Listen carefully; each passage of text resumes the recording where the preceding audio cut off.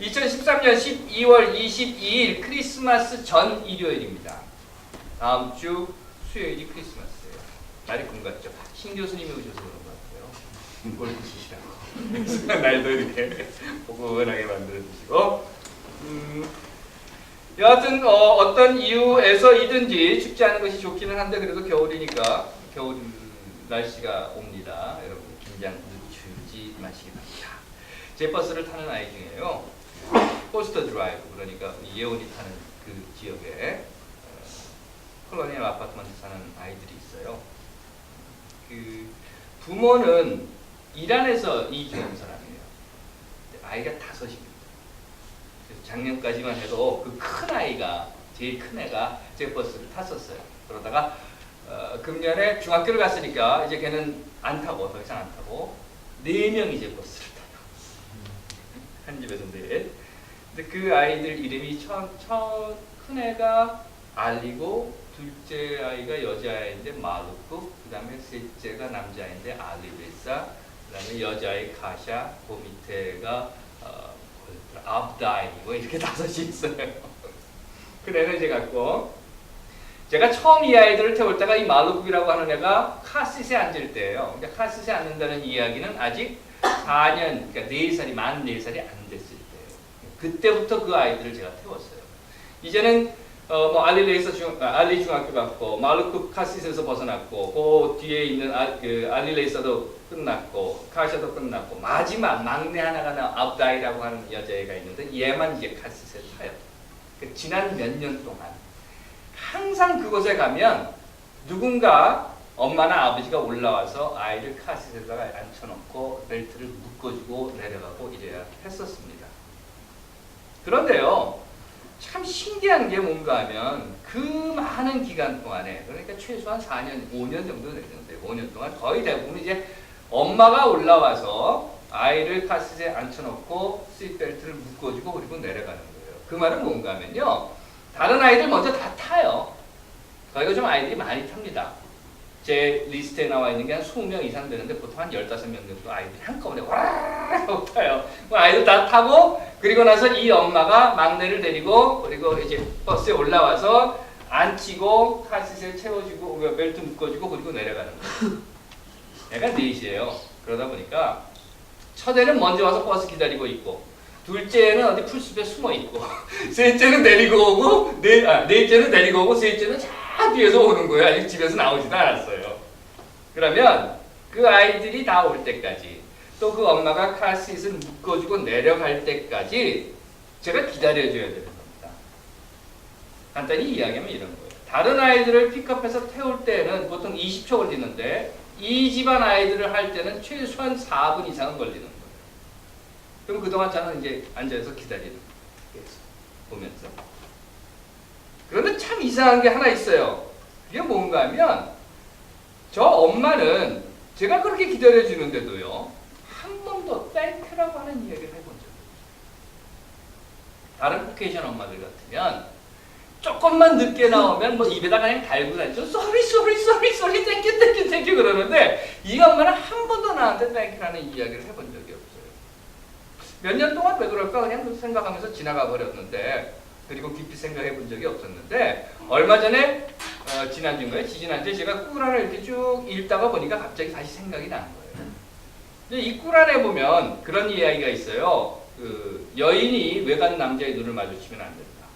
아마 그래서 이 엄마가 하고 눈을 마주치지 않으려고 그래서 나한테 땡큐 소리를 안 하나 하는 생각을 해보기도 했는데요.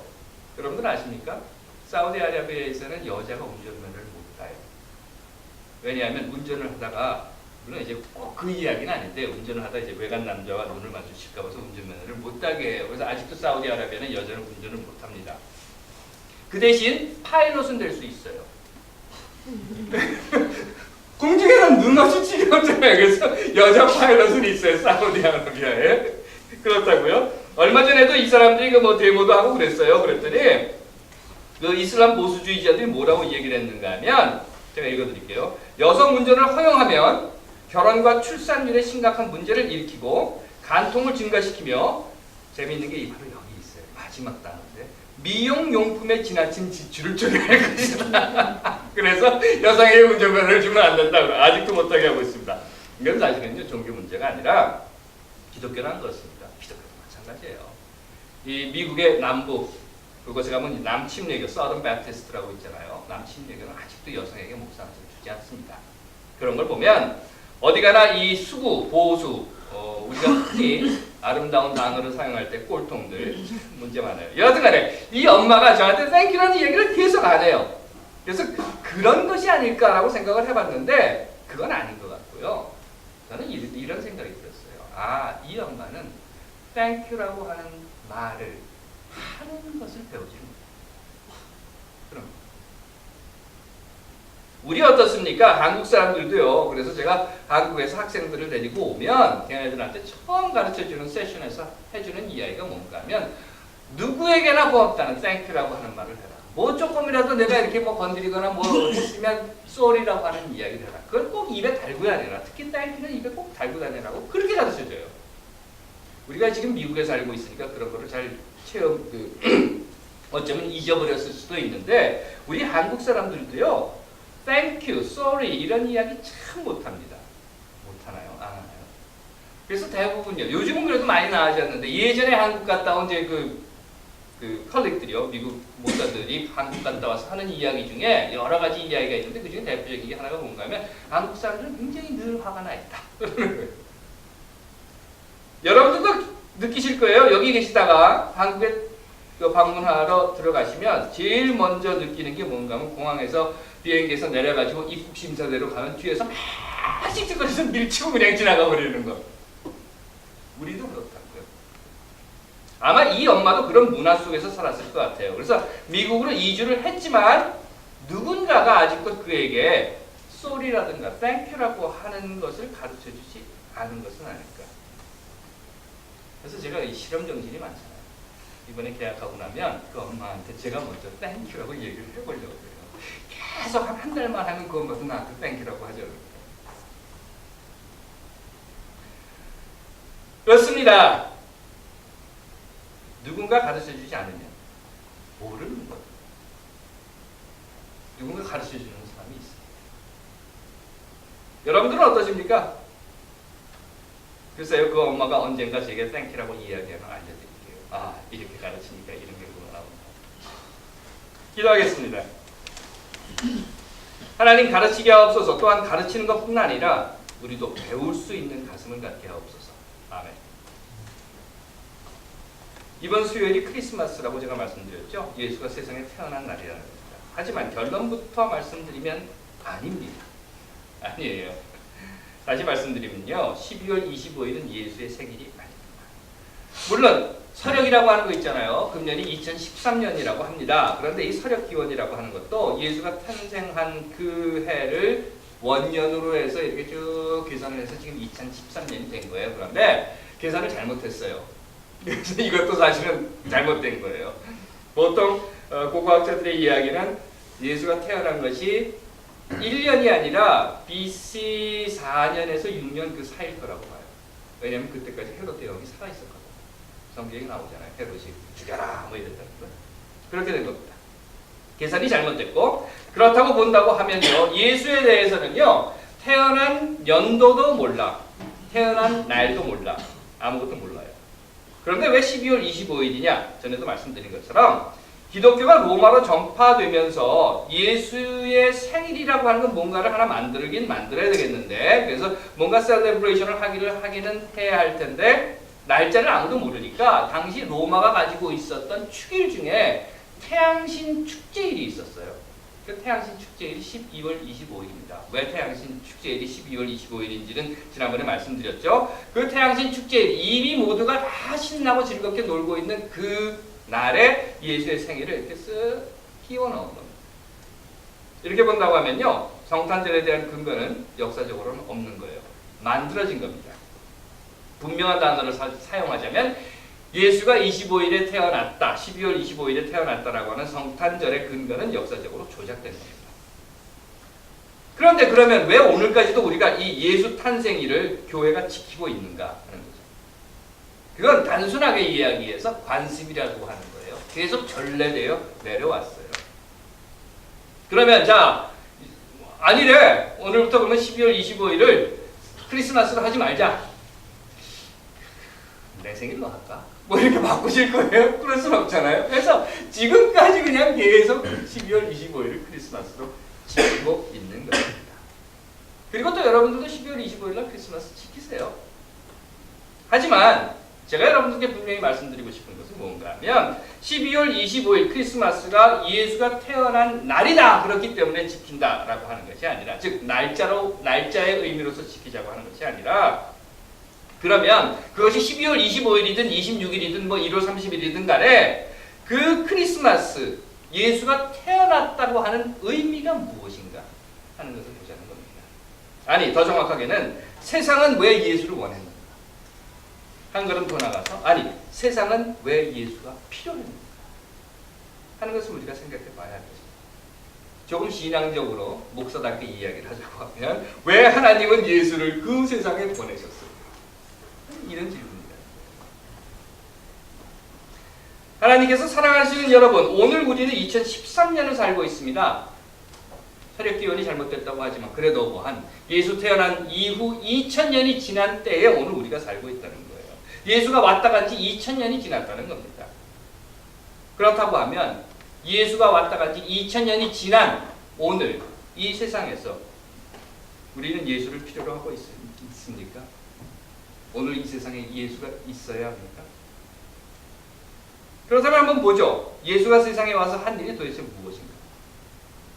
복음서에 보면요, 병을 고쳐주었어요. 예수가 많은 기적을 행합니다. 그런데 그 중에 대표적인 게 병을 고쳐줍니다. 왜 고쳐주었을까? 2000년 전에는 병을 고치는 의사가 없었을까요? 물론 현대의학으로 병을 고쳐주는 사람은 없었을 겁니다. 하지만 당시에도 의사는 있었을 거란 말이죠. 당연히. 히포크라테스가 언제 된 사람입니까? BC 460년의 사람이에요. 예수보다 한 500년, 그러니까 400여 년, 500년 가까이 이전에 있었던 사람이란 말이죠. 그러면 예수가 태어났을 당시에는 히포크라테스가 이미 500년 전에 태어나서 뭔가 의학이라고 하는 것을 만들어 놨을 겁니다. 그런데 예수 당시에는 의사가 없어서 예수가 병자들을 고쳐주고 다녔습니까? 예수 당시에는 의사가 없어서 환자들이, 병자들이 예수 앞에 구름대처럼 몰려들었습니까? 아니죠. 그런데 왜 그랬을까? 왜 환자들이 예수에게 그렇게 몰려들었을까요? 왜 예수가 직접 그 병자들을 고쳐주어야만 했습니까? 물론 당시 의학으로 고칠 수 없는 병도 있었을 거예요. 하지만 예수 앞에 병자들이 몰려들었던 이유는, 예수를 졸졸졸졸졸졸졸졸 쫓아다니면서 병 고쳐주세요 하고 소리 질렀던 이유는 이겁니다. 그들이 없는 사람들이에요. 돈도 없고 권력도 없어요. 흔히 말하는 대로 백도 없어요. 그러니 의사가 있으면 뭐합니까? 의사에게 갈 수가 없는 사람들이야. 그런데 예수가 고쳐준대요. 그것도 공짜로. 해서는 그 사람들이 모두 예수에게 몰려드는 거예요. 구름대같이. 그런가 하면 예수의 기적 중에 또 유명한 것이 뭔가 하면 밥을 먹여주는 기적이 있어요. 잘 아시는 대로 보리빵 2개와 보리빵 5개와 물고기 2마리로 5,000명을 먹였다, 7,000명을 먹였다 하는 그 이야기. 그러면 여러분들 생각해 보세요. 그 당시에는 보리빵이 없었습니까? 물고기가 없었을까요? 먹을 것이 없는 세상이었습니까? 아십니까? 인류가 농경을 시작한 것이요, 대략 기원전 10,000년경부터라고 한다고 해요. 물론 최근의 고고학은 10,000년보다 훨씬 이전, 그래서 한 15,000년 전부터 인류가 농경을 시작했다라고 하는 근거를 찾아내고 있습니다. 다시 말하면은요, 이미 예수 이전 10,000년 전에 사람들은 농경을 시작했어요. 게다가 이 나일강변이라고 하는 곳이 있지 않습니까? 이 나일강변에서 생산되는 밀이라고 하는 것은요, 엄청난 양이었다고 합니다. 예수 이후에 이집트가, 왜 클레오파트라 이야기 많이 나오죠? 이집트가, 그래서 역사학자들은 이런 이야기를 해요. 로마가 이집트를 사랑했던 것은 클레오파트라가 아니라 밀이었다. 나일강변에서 나오는 그 밀이 당시 로마가 가지고 있었던 군사의 숫자가 한 300만, 400만 가까이 된다고 합니다. 그 군사들을 다 나일강변에서 나오는 밀로 먹일 수 있었다고 해요. 먹을 거 충분히 있어요. 특히나 예수가 살았던 그 당시에는 북부 갈릴리와 남부 유다를 합해서 이 이스라엘이라고 하는 지역에 맥시멈으로 봤을 때 인구가 한 20만 명 정도 됐을 거라고. 그런데 그들에게 왜 먹을 것이 없었습니까? 왜 그들은 보리빵 한 개, 물고기 한 마리를 가지고 그렇게 신나게 예수를 쫓아내렸습니다. 로마의 귀족들은 옆으로 이렇게 비스듬히 누워가지고 먹고 배부르면 괴어내고 또 먹고 또 괴어내고 하는 그 시대에 왜 그들은 예수가 밥 준다고 하니까 거기에 머리 풀어헤치고 쫓아다녔습니다. 간단한 이야기죠. 그들에게는 먹을 것이 없었어요. 한쪽에서는 먹고 배우고 하는 그 세상 속에서 그들에게는 먹을 것이 없었어요. 그래서 보리빵 하나, 물고기 한 마리에 목숨을 걸고 달려들었습니다. 또 예수가 무엇을 했습니까? 병 고쳐주고 먹을 것 주는 것 외에 사실 예수가 정작 한 것은요, 세상에 와서 한 일은 가르치는 것이었습니다. 가르쳤어요. 그 백성들을 가르쳤어요. 가르치기 위해서 병도 고쳐주었고 가르치기 위해서 밥도 먹여주었습니다. 무엇을 가르쳤습니까? 예수가 이렇게 이야기합니다. 어느 날 어느 곳에서 율법주의자가 예수에게 물어요. 계명 중 첫째가 무엇입니까? 그래서 예수가 이렇게 대답해요. 내 목숨을 다하고 마음을 다하고 뜻을 다해서 내 힘을 다해서 주 너의 하나님을 사랑하라. 또한 그것과 마찬가지로 내 이웃을 내 자신과 같이 사랑하라.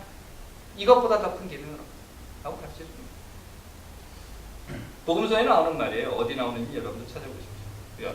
그러면 하나님을 사랑하는 방법이 뭡니까? 내가 누군가를 사랑한다고 하면 어떻게 해요? 누가 그런 얘기를 하더라고요. 연애를 하다 보면 그런데요.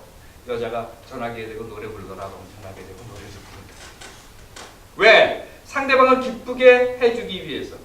상대방을 기쁘게 해주기 위해서 무언가를 자꾸 해주고 싶어 하는 거예요. 내가 가지고 있는 것을 나누어 주고 싶어 하는 거예요. 사랑하는 사람을 기쁘게 하기 위해서. 여러분들은 어떠십니까? 하나님을 사랑하십니까? 그러면 하나님께 드리는 거예요. 그런데 하나님이 보여요? 안 보이죠. 하나님이 어디 있어요? 어디 있는지 모르잖아요. 그래서 하나님은 이 땅 위에 하나님의 대리자인 목사를 세우고 하나님의 전인 교회를 세웠어요.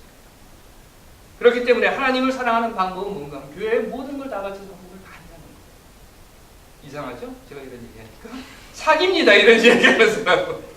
이건 새빨간 사기입니다. 만약 어떤 목사가 하나님을 사랑하는 방법이 목사에게 무엇이든지 좋은 것을 다 갖다 줘야 된다라고 하는 이야기를 들으시면 저놈 사기꾼이구나 이러시면 되는 거예요. 정말 하나님을 사랑하는 방법은 무엇입니까? 그건 이미 예수가 이야기했어요. 이겁니다. 내 이웃을 내 몸과 같이 사랑하는 것입니다. 그래서 예수가 가르쳐줬어요. 병 고쳐주고 밥 먹여주면서 가르쳐줍니다. 무엇이든지 남에게 대접을 받고자 하는 대로 너희도 남을 대접하여. 바로 이것이 내 이웃을 내 몸과 같이 사랑하는 방법이다. 바로 이것이 최고의 계명.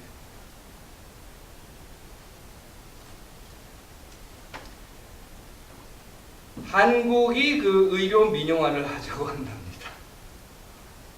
여기 미국 사시니까 여러분들 미국의 의료비가 얼마나 살인적인가 하는 것은 아실 거예요.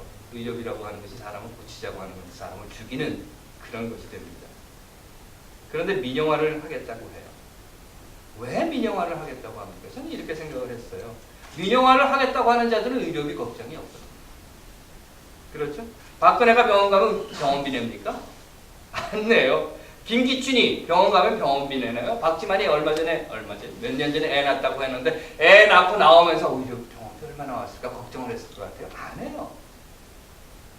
자기는 안 하거든요. 그러니까 의료 민영화 하는 건 전혀 문제가 없는 거예요. 난 질 좋은 의료 서비스를 받고 싶어.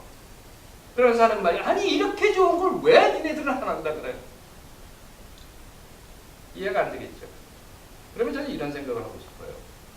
내 이웃을 내 몸과 같이 사랑하라. 내가 받고 싶은 대로 남에게 대접을 하라. 그러면 모든 국민들이 박근혜만큼 의료 혜택을 받을 수 있게 민영화를 해라. 그러면 할 말입니다. 아무 소리 안 해요. 철도 민영화한다고 합니다. 내 국민을 내 몸같이 사랑하라. 박근혜가 기차 타고 가면서 기차 요금 걱정하겠습니까? 제 이야기는 이거예요. 모든 국민들이 기차 탈 때 돈 안 내고 탈 만큼 만들어. 내가 돈 안 내는 것처럼 모든 국민들이 기차를 탈 때 돈 안 낼 수 있는 철도 민영화를 해. 그러면 거기에 반대할 사람 없어. 여기까지만 하죠. 크리스마스도 얼마 안 남았는데. 이제 며칠이면 크리스마스 성탄절입니다. 오늘 2000여 년이 지난 오늘에 와서 예수가 다시 이 세상에 온다면, 아니 앞서서 말씀드린 것처럼 2000여 년이 지난 오늘에도 우리는 예수가 필요합니까? 예수가 왔다 간 지 2000여 년이 지난 지금도 이 세상은 예수를 원하고 있습니까? 아직도. 대답은 그렇다는 거죠. 아직도. 언제가 되어야 더 이상 예수를 찾지 않아도 되는 세상, 언제가 되어야 더 이상 예수가 필요하지 않은 세상이 될 수 있을지, 아니 언제나 되어야 내 이웃을 내 몸같이 사랑하는, 그래서 예수가 필요 없고 우리 모두가 다 예수가 될 수 있는 그런 세상이 될 수 있을지 모르겠습니다. 저는. 하지만 성탄절을 앞두고 그저 한번 꿈을 꿔봅니다. 아마 이런 말씀하시는 분들도 계실 거예요. 저거 제정신이냐? 글쎄요, 아닐지도 모르겠어요. 제정신은 아닐지도 모르겠습니다. 혹시 저건 미친 거 아닌가? 그래요, 미친 것인지도 모르겠습니다. 하지만 여러분, 꿈도 못 꿔봅니까? 꿈도 자꾸 꾸다 보면 언젠가는 이루어지지 않을까요? 그런 세상이 오기 위해 이제 우리가 할 일이 있습니다. 그건 가르치는 일입니다. 전하고 알리고 가르치며 그렇게 사는 것입니다. 입을 벌려 말을 하고 세상에 알리고, 내 이웃, 내 가족, 내 친구, 내 학생, 내 선생, 내 국민을 내 몸과 같이 사랑하라. 기도하겠습니다. 하나님, 우리의 입을 열어 예수의 꿈을 말하고 전하며 가르치는 자들이 되게 하옵소서.